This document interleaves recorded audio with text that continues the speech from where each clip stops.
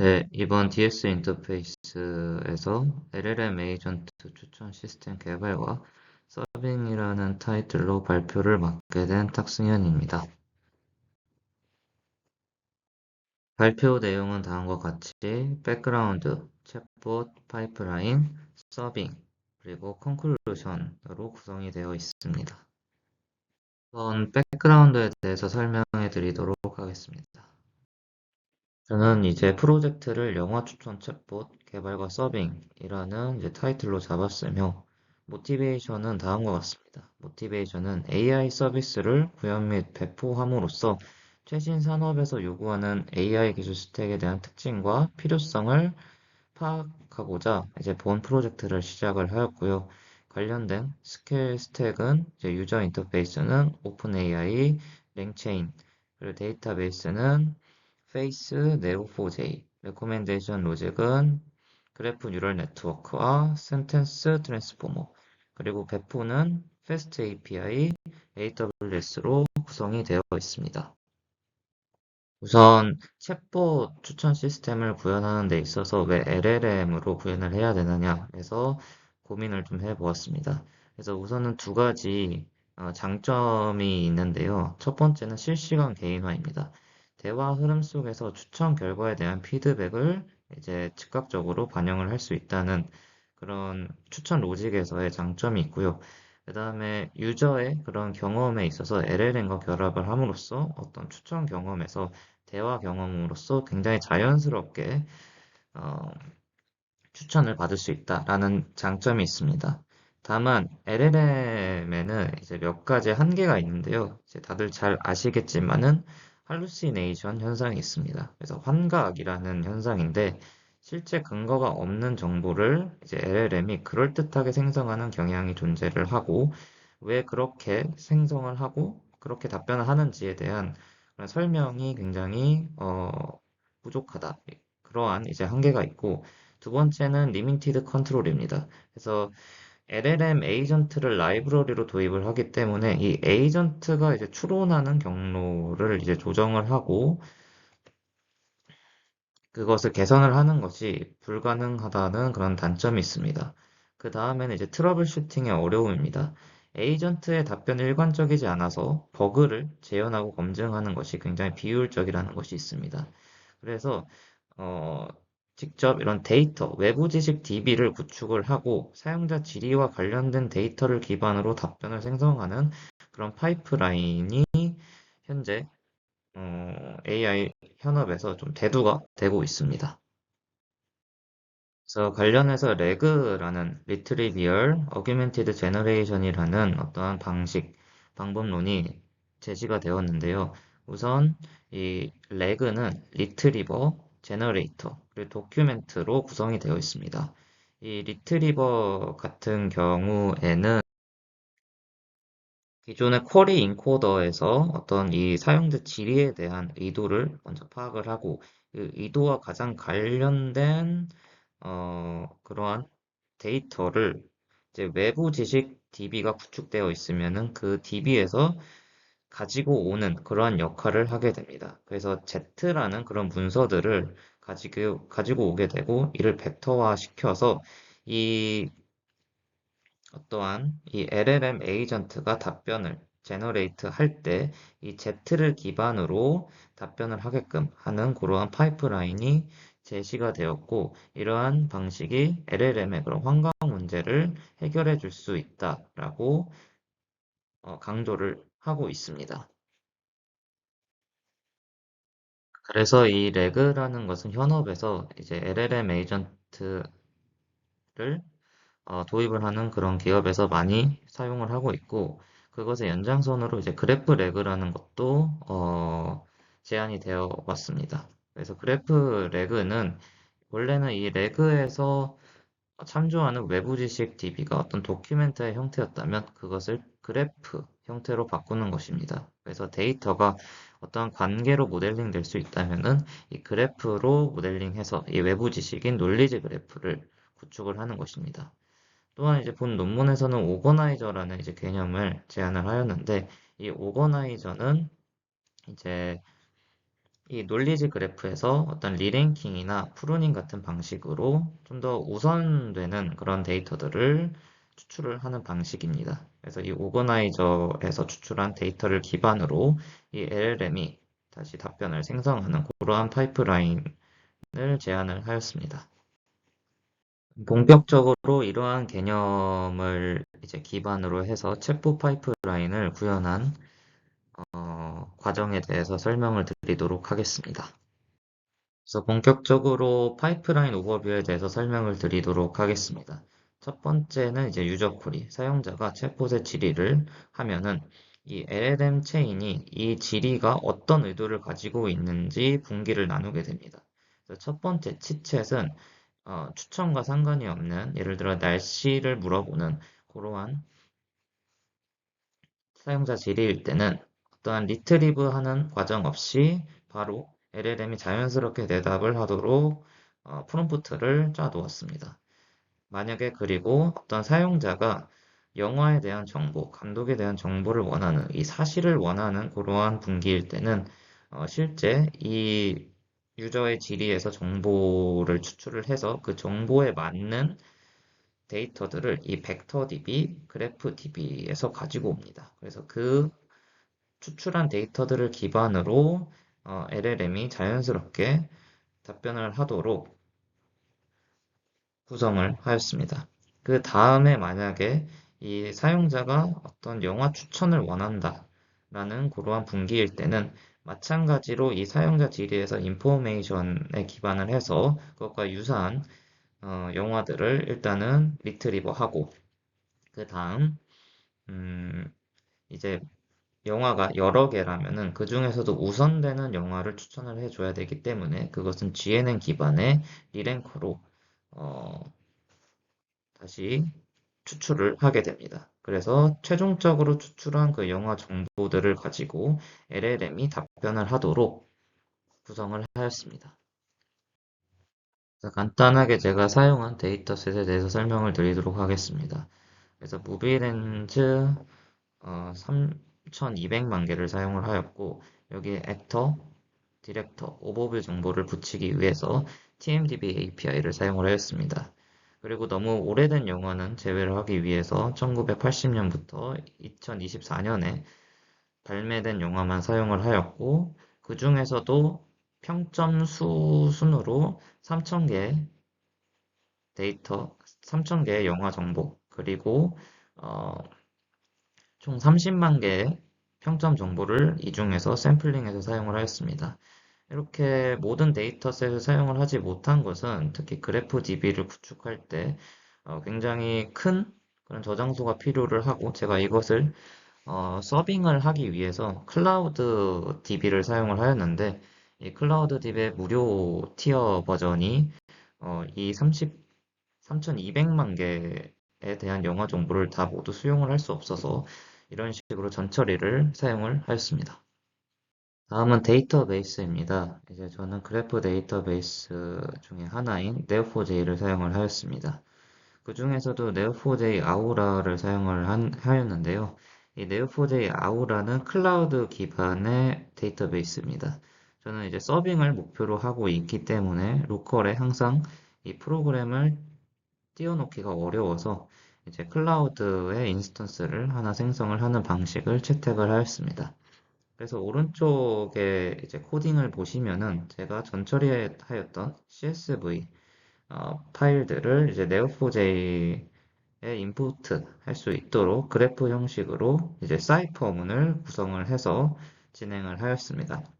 그래서 왼쪽 하단에 사이퍼문을 보시면은 이제 작게 나와 있지만 레오나르도 디카프리오가 출연한 작품이라는 그런 관계형으로 이제 사이퍼문을 구성을 해서 이것과 관련된 그런 영화 정보를 추출을 할 수가 있게 됩니다.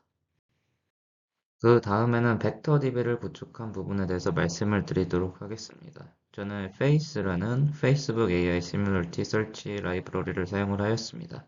이 페이스 라이브러리를 사용을 하면은 좀 저차원 레벨로 이게 DB가 구성이 되기 때문에 굉장히 빠르게 인덱싱 기법을 사용을 해서 필요한 정보를 검색하는 데 도움을 주는 라이브러리입니다.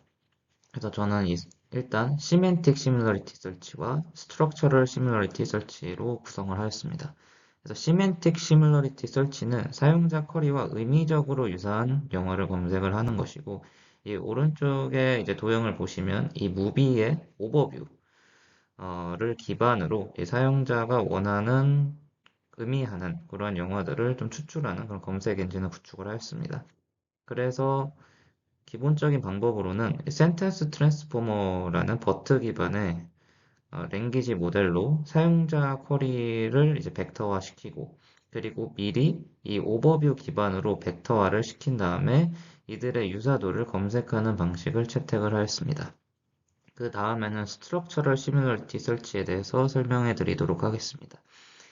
이제 위에 의미적인 검색은 너무 오버뷰에 이제 기반을 해서 추천이 되기 때문에 이러한 점을 막기 위해 평점 혹은 장르 그리고 배우 출연, 감독과 같은 여러 가지 관계에 근거해서 벡터화를 구성하는 것을 이제 고안을 하였습니다.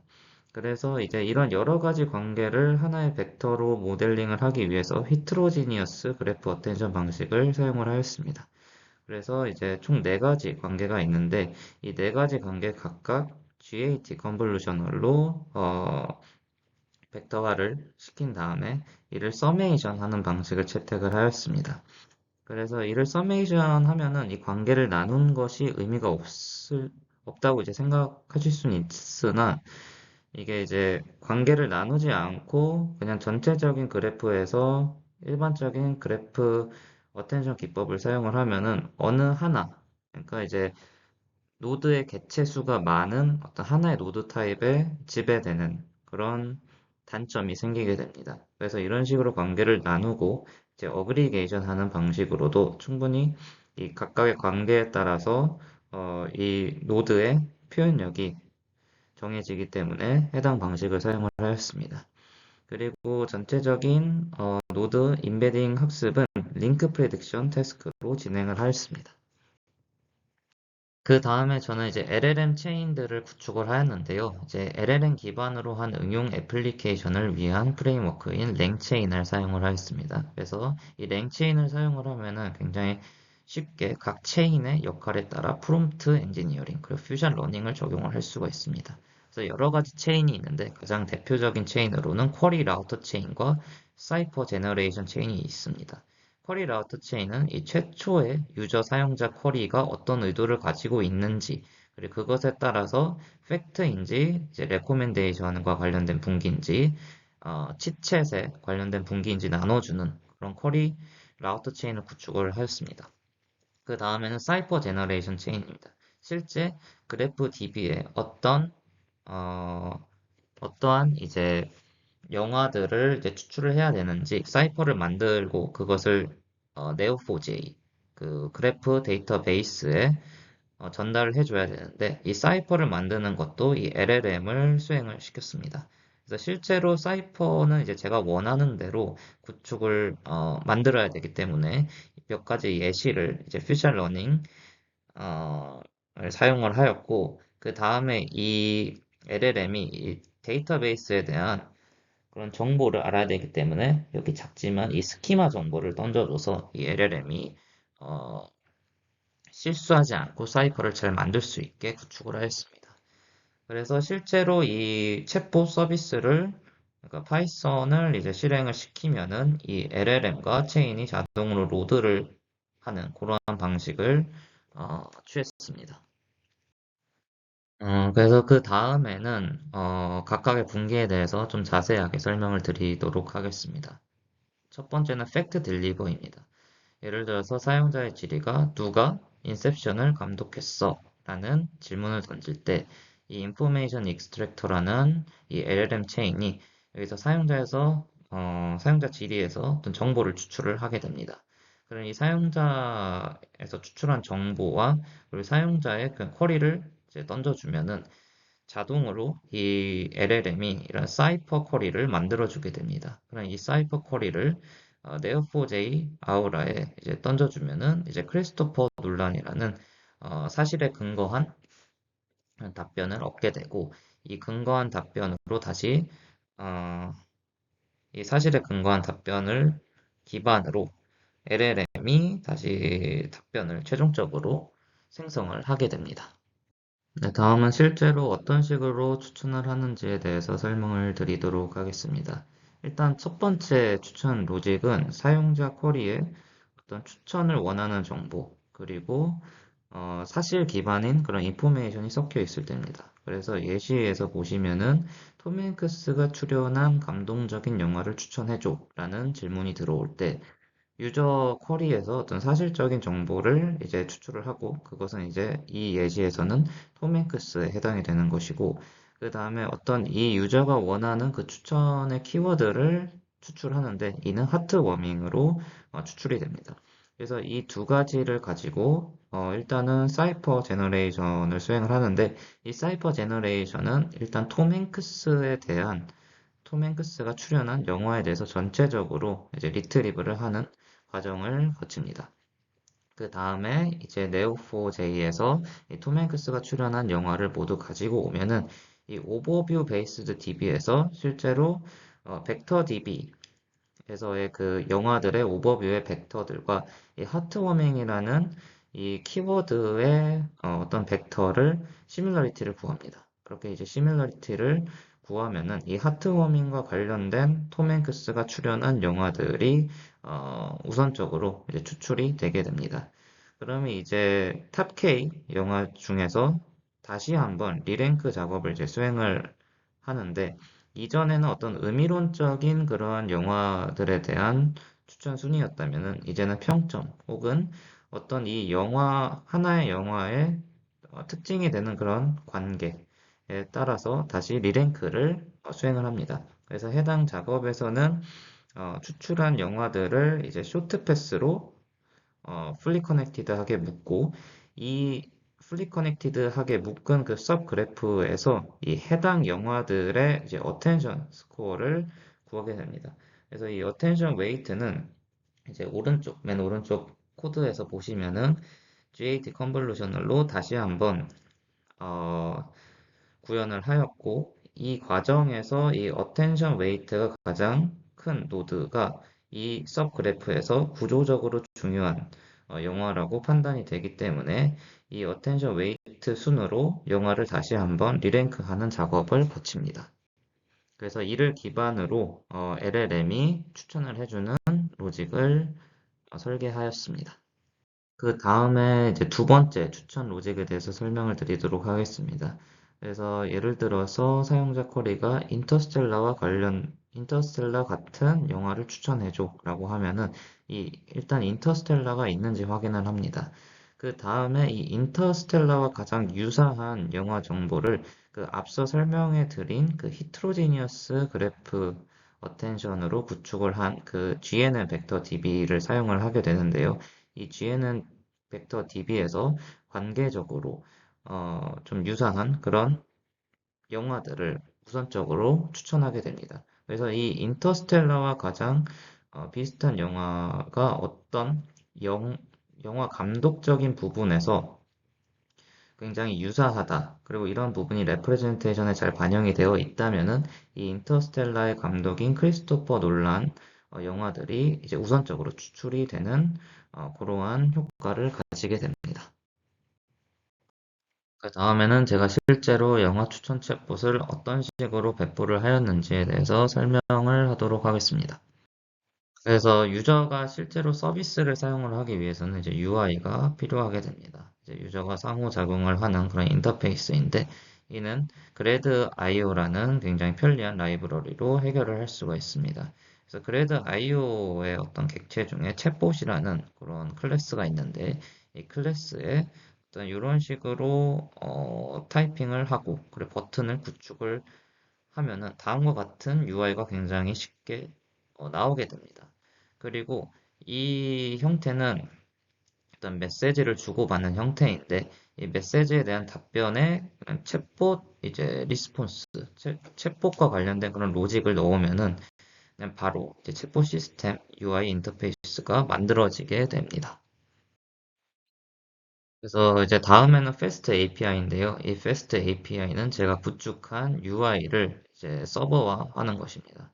그래서 웹 애플리케이션이라고 보시면 되는데 이제 제가 구축한 UI를 이 FAST API 객체에 올리면은 마운트 하면은 제 서버 IP 정보 그리고 이 채트라는 URL 정보가 있으면은 어디서든 진입을 할 수 있게 됩니다. 그 다음에는 이제 유비콘이라는 라이브러리를 사용을 하였습니다. 이 유비콘을 사용을 하면은 제가 구축한 이 FAST API에 대한 그 웹 서비스를 이 네트워크와 직접 통신을 하게 됩니다. 그러니까 쉽게 말해서 외부에서도 이 제 서버에 구축한 이 FAST API 애플리케이션을 진입할 수 있게끔 개방을 해주는 그러한 라이브러리입니다. 그래서 실제로 이 유비콘에 처음에 런을 할 때 호스트 0.0.0.0을 하면은 어, 외부 모든 네트워크 인터페이스에서 접속을 가능하게끔 하는 것이고 그 중에서도 이제 포트 80에 대해서 개방을 하겠다라는 것입니다. 그 다음에는 이제 도커입니다. 그래서 애플리케이션과 그 실행에 필요한 환경을 하나의 컨테이너로 묶어서 어떤 운영체제나 서버에서도 동일하게 실행되도록 해주는 가상화 기반 패키징 도구입니다. 그래서 도커로 이제 이 챗봇 서비스에 필요한 그러한 파이썬 라이브러리나 파이썬 버전 같은 것들을 묶어두면은 이 서버 환경을 바꿔야 될 때 재배포하기가 굉장히 수월해집니다. 그 다음에는 이제 AWS 클라우드 환경을 사용을 했습니다.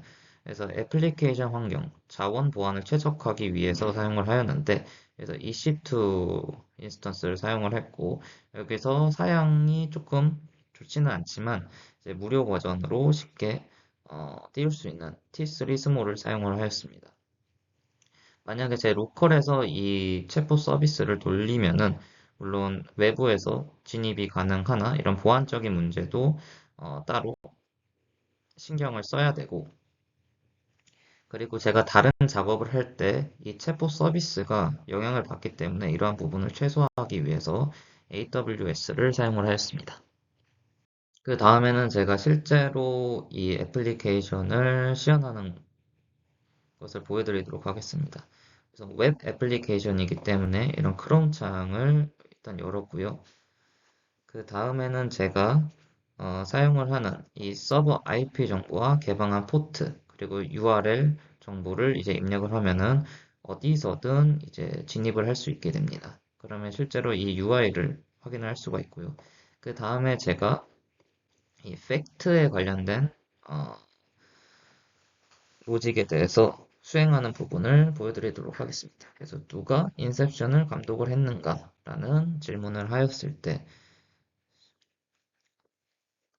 실제로 이제 크리스토퍼 놀란이다라고 LLM이 답변을 하게 됩니다. 이는 이제 실제로 제가 구축한 그 그래프 DB에서 정보를 가지고 와서 답변을 하는 것이고요. 그다음에 이제 넘어가서 보여드리면은 톰 행크스가 출연한 감동적인 영화에 대해서 추천해 달라고 하면은 시간은 조금 걸리지만 네, 이렇게 이제 오버뷰 이제 그래프 DB에서 영화들을 가지고 오고 그 영화들의 오버뷰의 그 시멘틱한 정보들과 유사도를 비교를 해서 이 영화들을 이제 추천을 하는 것을 볼 수가 있습니다.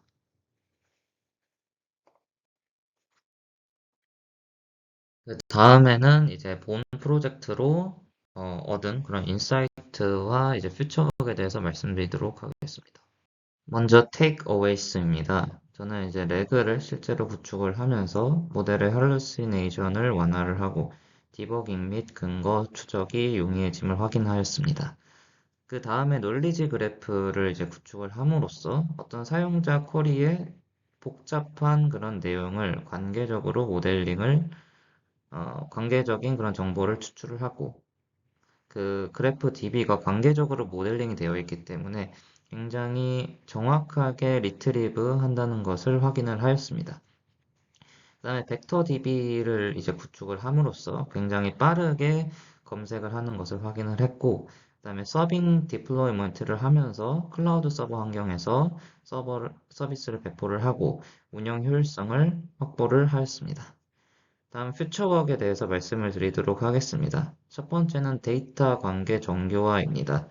그래프 DB를 구축을 하였으나 어떤 장르적인 정보가 특히 유난히 많지 않았는데 이런 유저의 쿼리에서 사용자의 쿼리에서 이 처음에는 이제 장르에 대한 내용으로 검색을 시도를 하였습니다. 다만 이 장르가 너무 많지 않아서 굉장히 엉뚱한 영화들이 추출이 되는 것을 확인을 하였습니다. 그래서 이 그래프 DB를 조금 더 구체화시키면, 예를 들어 이 영화의 소재나 영화의 분위기 같은 것으로 조금 더 스키마를 추가를 하면은 더 정확한 추천이 될 수 있다고 좀 생각을 하였습니다. 그 다음에는 멀티턴 구현입니다.